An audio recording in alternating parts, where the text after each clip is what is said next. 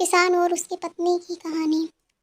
एक बार की बात है, किसी गांव में एक किसान अपनी पत्नी के साथ रहता था। किसान तो मेहनती था, लेकिन अक्सर वह अपनी पत्नी के कामों में अक्सर कोई ना कोई कमी निकालता रहता था, जिसको लेकर अक्सर किसान और उसकी पत्नी में नोक-झोंक हो जाया करती थी। एक दिन की बात है, हमेशा की किसान ने अपनी पत्नी से कहा, तुम आलसी हो गई हो।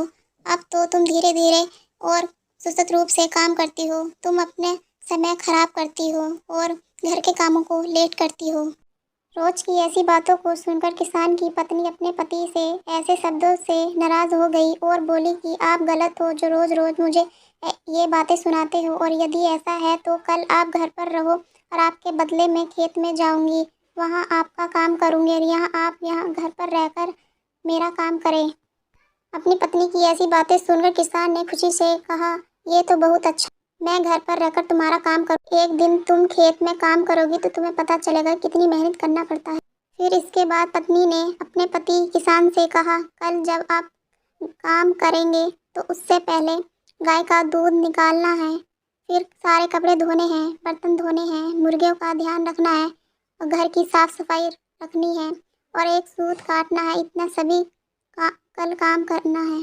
फिर अगले दिन किसान की पत्नी सुबह सुबह खेत पर गई और किसान घर के कामों के लिए घर पर रुक गया। फिर सबसे पहले उसने एक बर्तन लिया और गाय का दूध निकालने के लिए चला गया। फिर जब उसने गाय का दूध निकालने की कोशिश की तो इतने में गाय ने उसे पीछे से जोर से गाय की लात मिली। जोर से लात लगने से वह घबरा उठा।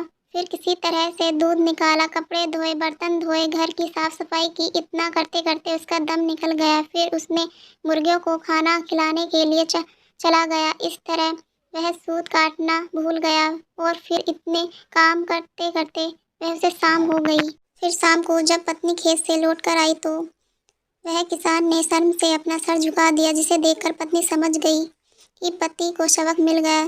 फिर उस दिन के बाद से अपनी पत्नी में कोई गलती नहीं दिखाई दी और फिर किसान और उसकी पत्नी हंसी खुशी साथ साथ रहने लगे।